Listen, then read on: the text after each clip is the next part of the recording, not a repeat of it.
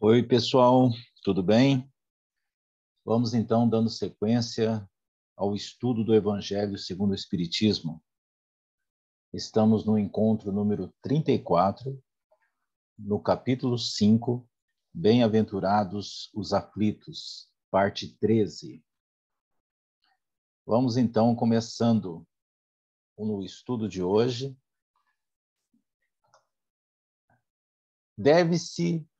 Dever-se-á por termo as provas do próximo? Hoje nós falaremos sobre interromper a aflição dos outros e sobre a eutanásia. No item 27, deve alguém pôr termo às provas do seu próximo quando o possa, ou deve, para respeitar os desígnios de Deus, deixar que sigam seu curso? Já vos temos dito e repetido muitíssimas vezes que estais nessa terra de expiação, para concluirdes as vossas provas, e que tudo o que vos sucede é consequência das vossas existências anteriores. São os juros da dívida que tendes de pagar. Esse pensamento, porém, provoca em certas pessoas reflexões que devem ser combatidas devido aos funestos efeitos que poderiam determinar. Então, aqui, vamos lá. Deve alguém pôr termo às provas do seu próximo quando possa, ou deve, para respeitar os desígnios de Deus, deixar que sigam seu curso? Eu posso ajudar alguém que está passando por dificuldade? Ou eu tenho que deixar acontecer porque a justiça está acontecendo? E aí, o que você acha? É um assunto extremamente amplo, mas vamos aqui conversar sobre ele. Se uma pessoa está passando por determinada dificuldade, por um momento de extrema pobreza, que isso nós sabemos que é uma prova, eu tenho que levar dinheiro e tirá-la da pobreza, ou eu tenho que deixar ela passar por isso? Veja a resposta. Já vos temos dito e repetido muitíssimas vezes que estáis nessa terra de expiação para concluirdes as vossas provas, e que tudo que vos sucede é consequência das vossas existências anteriores, né? São os juros da dívida que tendes de pagar. Então, aqui a gente tem a primeira resposta. Tudo que o indivíduo possa estar passando é justo. Então, não cabe a mim analisar se ele merece ou não passar por aquilo, né? Aí entra a segunda parte. Veja aqui no texto. Esse pensamento, porém, provoca em certas pessoas reflexões que devem ser combatidas devido aos funestos efeitos que poderiam determinar. Então, o que você entende disso? O que a pessoa está passando é o que ela merece passar. Mas não significa que eu não possa ajudá-la. Entendeu? É aqui que a gente vai entrar. Não é questão de julgar se é justo ou injusto. Entendeu? Não é questão de julgar se é justo ou injusto a situação da pessoa. Eu não devo questionar quanto tempo mais ela deve passar por aquilo. A reflexão de hoje vai ser nessa linha. Se a pessoa tem que passar por aquilo até que você chegue, é isso? E se justamente você é o agente que colocará fim àquela expiação? Porque de repente chegou a hora de acabar com a expiação. A gente não sabe. Eu não posso fazer nada porque se eu fizer estaria interferindo no karma dela, na lei da causa e efeito da pessoa. Mas de repente é justamente você que é a causa. Vamos lá. De repente é justamente a causa e efeito que colocou você no caminho dela. Entendeu? Vamos em frente. Próximo slide. Pensam alguns que, estando-se na terra para espiar, cumpre que as provas sigam seu curso. Outros há mesmo que vão até o ponto de julgar que não só nada devem fazer para as atenuar, mas que, ao contrário, devem contribuir para que elas sejam mais proveitosas, tornando-as mais vivas. Grande erro. É certo que as vossas provas têm de seguir o curso que lhe traçou Deus, dar-se-á, porém, conheçais esse curso?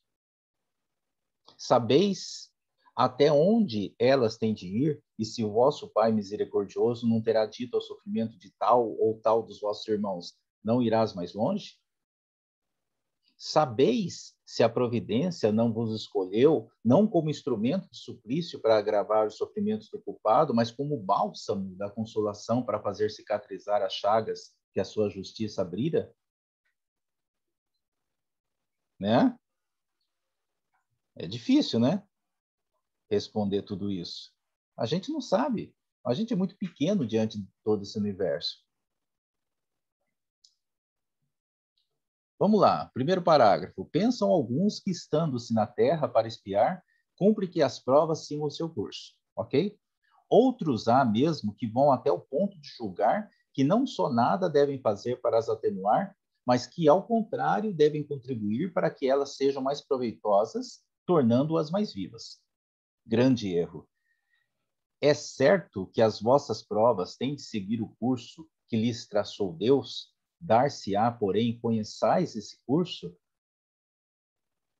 Ou seja, bom, não vou me meter, porque cada um que se vire com aquilo que assumiu. Né? Voltando aqui nesse mesmo parágrafo. Ó. Outros há mesmo que vão até o ponto de julgar que não só nada devem fazer para as atenuar, mas que, ao contrário, devem contribuir para que elas sejam mais proveitosas, tornando-as mais vivas.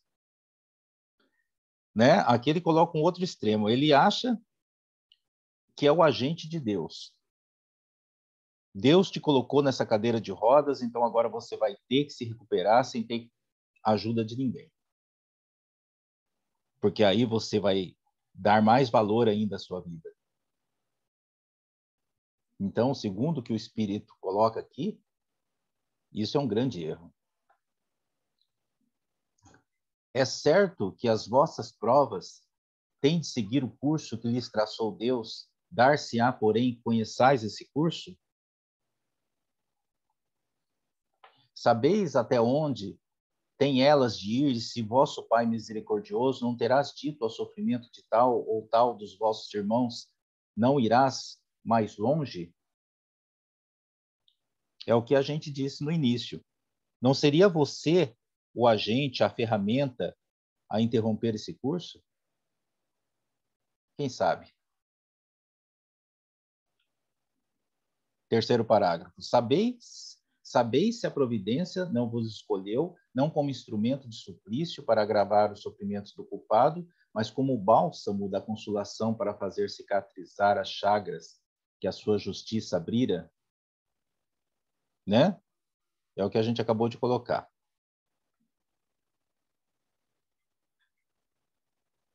Vamos em frente. Não digais, pois, quando virdes atingido um dos vossos irmãos. É a justiça de Deus, importa que siga seu curso. Dizei antes, vejamos que meios o Pai misericordioso me pôs ao alcance para suavizar o sofrimento do meu irmão. Vejamos se as minhas consolações morais, o meu amparo material ou os meus conselhos poderão ajudá-lo a vencer essa prova com mais energia. Com mais paciência e resignação. Vejamos mesmo se Deus não me pôs nas mãos os meios de fazer que cesse esse sofrimento, se não deu a mim também como prova, como expiação, talvez, de deter o mal e substituí-lo pela paz. Né? Aí você vai me perguntar, tá, mas como que eu sei? Como que eu faço essa escolha? Aí isso é muito pessoal, né? É como a espiritualidade coloca aqui, eu tenho condição de fazer algo? Quais os meios, né, que Deus me deu para que eu possa suavizar esse sofrimento?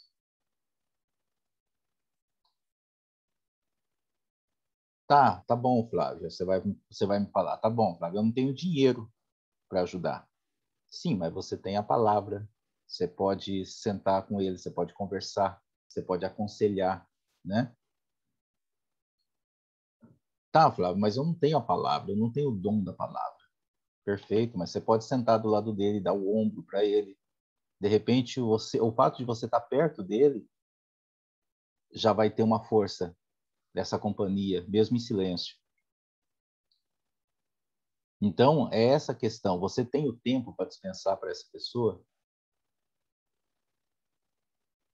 Porque, às vezes, a pessoa tem na cabeça que, para ajudar as outras pessoas, ela tem que vestir uma capa especial, né?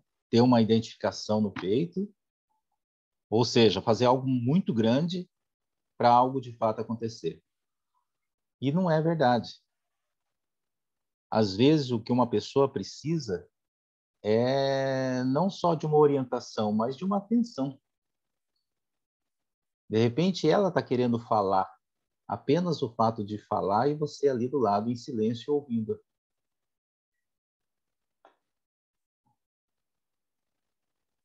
Como aqui o texto coloca, vejamos se as minhas consolações morais, o meu amparo material ou os meus conselhos poderão ajudá-lo a vencer essa prova com mais energia, paciência e resignação.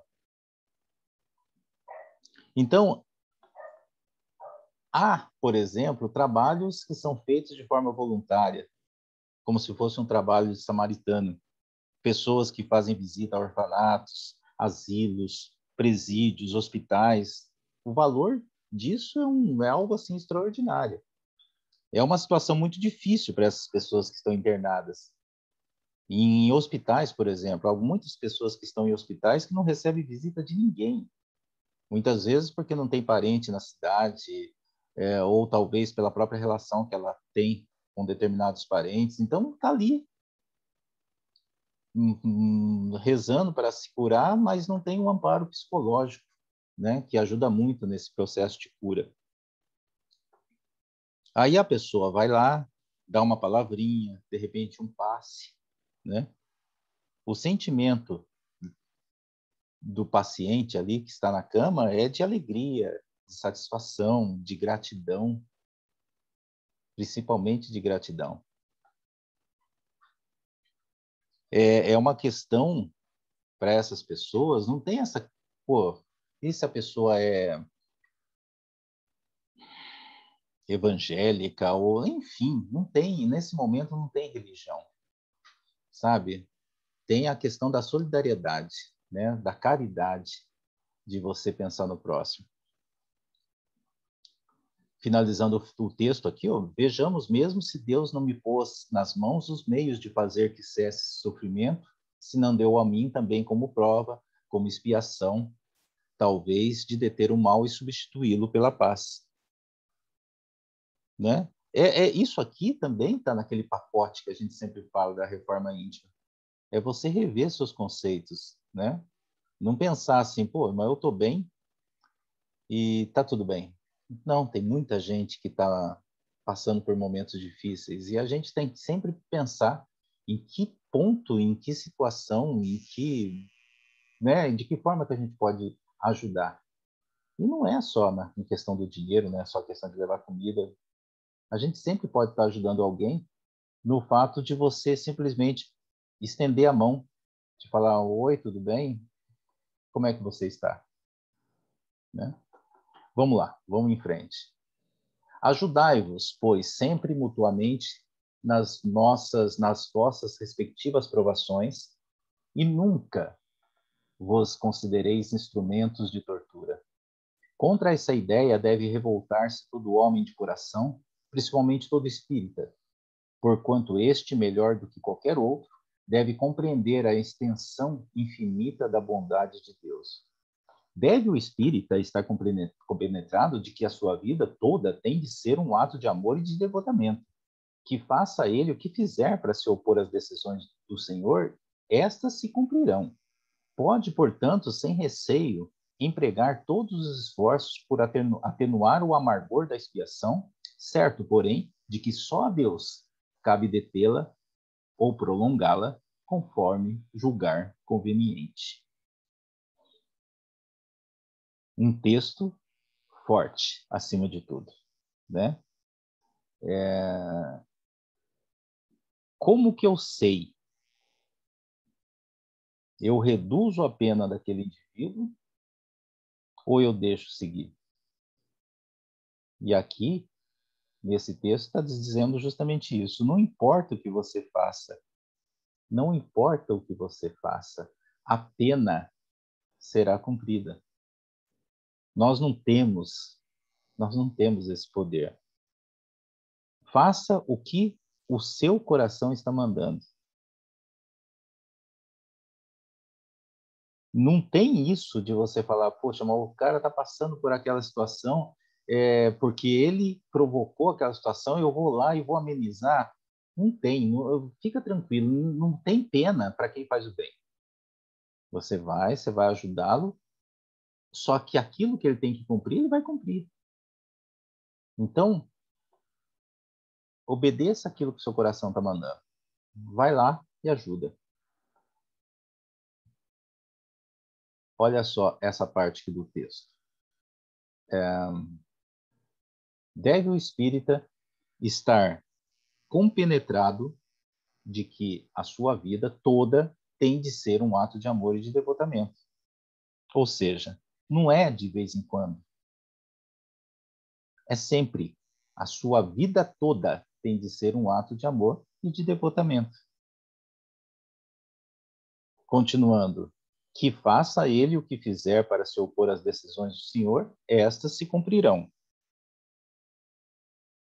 Então, nós não temos forças de encerrar uma expiação, nem de criar uma para outra pessoa. Nós temos o livre-arbítrio. Então, não fique com receio de interferir nos planos de Deus.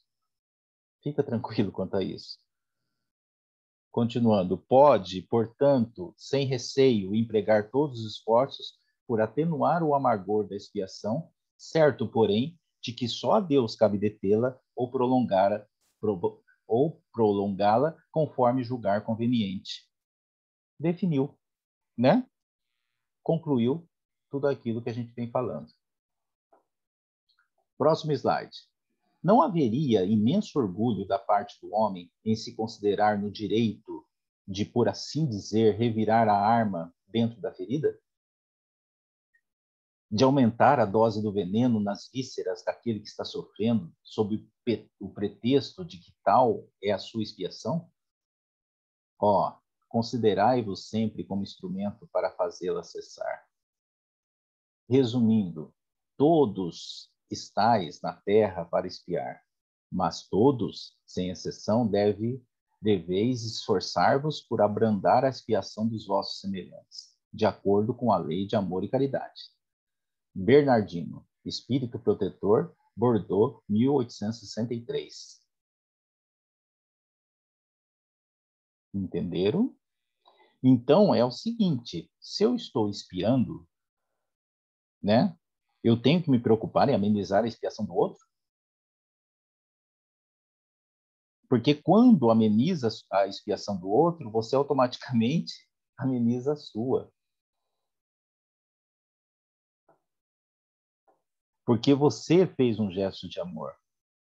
Porque quanto mais você ajuda, mais você se ajuda. Simples, né? A gente tem que pensar nisso. Quanto mais a gente ajuda o outro, mais a gente está se ajudando. Vamos em frente. Será lícito abreviar a vida de um doente que sofra sem esperança de cura? E a gente vai entrar então na questão da eutanásia, né? Item 28. Um homem está agonizante, presa de cruéis sofrimentos. Sabe-se que seu estado é desesperador. Será lícito pouparem-se-lhe alguns instantes de angústias, apressando-lhe o sofrimento? Quem vos daria o direito de prejulgar os desígnios de Deus? Não pode ele conduzir o homem até a borda do fosso, para daí o retirar, a fim de fazê-lo voltar a si e se alimentar ideias diversas das que tinha? Ainda que haja chegado ao último extremo moribundo, ninguém pode afirmar com segurança que lhe haja soado a hora derradeira. A ciência não se terá enganado nunca em suas previsões?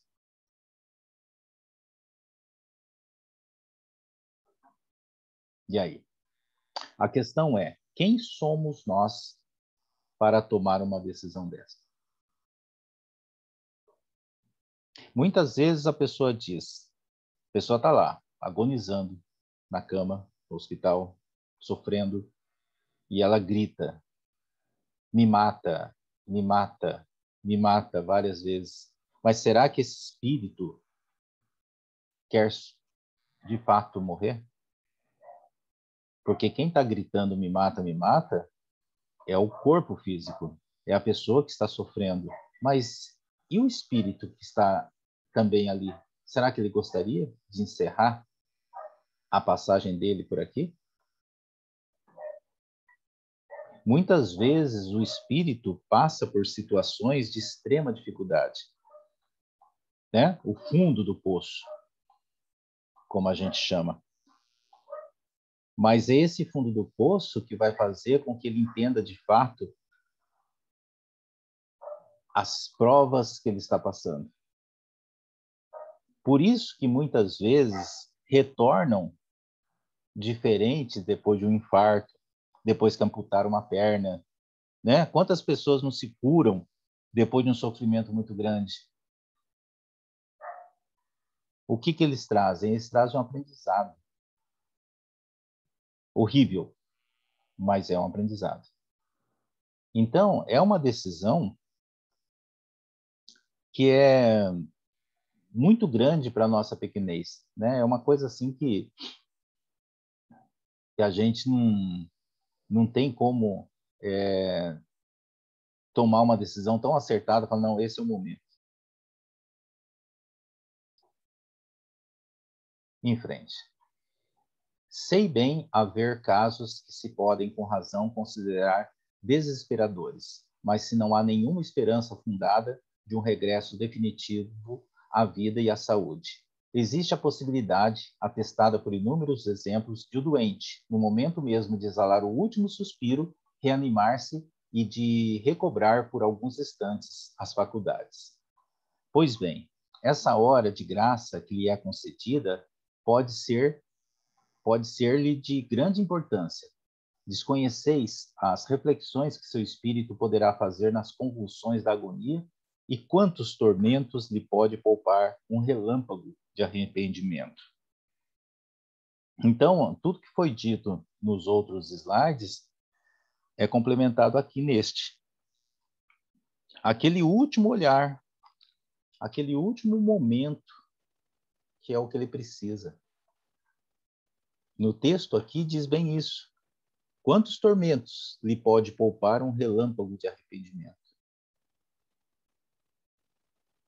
Se é dito um relâmpago de arrependimento, pode poupar tanto sofrimento, por que não mudar a minha postura enquanto eu estou com a saúde boa, não é verdade? Esse relâmpago de arrependimento é algo assim muito rápido naquele momento de extremo sofrimento que a pessoa está passando, né? Passa um filme na cabeça e aí se arrepende de muitas coisas que ocorreram nessa sua passagem aqui. Então, se isso acontece naquele momento, por que não repensar a postura enquanto eu estou com a saúde boa? Não esperar chegar nesse momento mais difícil. Por quê? Porque talvez você nem volte para ter esse relâmpago de arrependimento. Porque dói desencarnar com uma coisa mal resolvida. Dói desencarnar com alguma coisa que não foi dita ainda. Se você quer falar com clareza, faça isso enquanto está na carne. Porque quando estiver em espírito, quando você estiver em espírito, você vai apenas falar com os espíritos. Então, é muito importante você assumir as suas responsabilidades, porque todos nós temos, né? É muito importante assumir as suas responsabilidades, mudar os seus hábitos, reconhecer os seus erros e refazer a sua caminhada. Para quando a cortina se fechar, você pode seguir em frente, sem ficar olhando para trás, sem querer de uma forma assim imediata, eu me chamo aqui que eu preciso falar aquilo que eu nunca falei, né? Em frente. O materialista que apenas vê o corpo e em nenhuma conta tem a alma é inapto a compreender essas coisas. O espírita, porém, que já sabe o que se passa no além-túmulo, conhece o valor de um último pensamento. Minorai os derradeiros sofrimentos quanto puderdes, mas guardai-vos de abreviar a vida, ainda que de um minuto, porque esse minuto pode evitar muitas lágrimas no futuro. São Luís, Paris, 1860. Pesado esse slide, né? É o peso da libertação, né? É o peso da consciência, da responsabilidade. Ao primeiro parágrafo. O materialista que apenas vê o corpo e em nenhuma conta tem a alma é inapto a compreender essas coisas, né? O espírita, porém, que já sabe o que se passa no além-túmulo, conhece o valor de um último pensamento. É aí que vem a questão da orientação, né? Minorai os derradeiros sofrimentos quanto puderdes, mas guardai-vos de abreviar a vida, ainda que de um minuto, porque esse minuto pode evitar muitas lágrimas no futuro. Ou seja, previna para não ter que remediar. Olha agora para a sua vida e faça agora as reparações que você tem que fazer. Ou pelo menos coloque em seus objetivos qual a melhor forma para que se resolva essas pendências com essas pessoas. Coloque isso como objetivo de vida, mas para que isso seja resolvido o quanto antes. Tenha na sua cabeça, o momento é agora. Né? É isso que esse slide está dizendo. É isso, pessoal. O próximo encontro será o último do capítulo 5. Né? Semana que vem a gente finaliza o capítulo 5, o capítulo mais longo do Evangelho. E é assim que a gente deseja de coração que vocês tenham uma ótima semana, que Deus abençoe a vida de cada um. Grande abraço.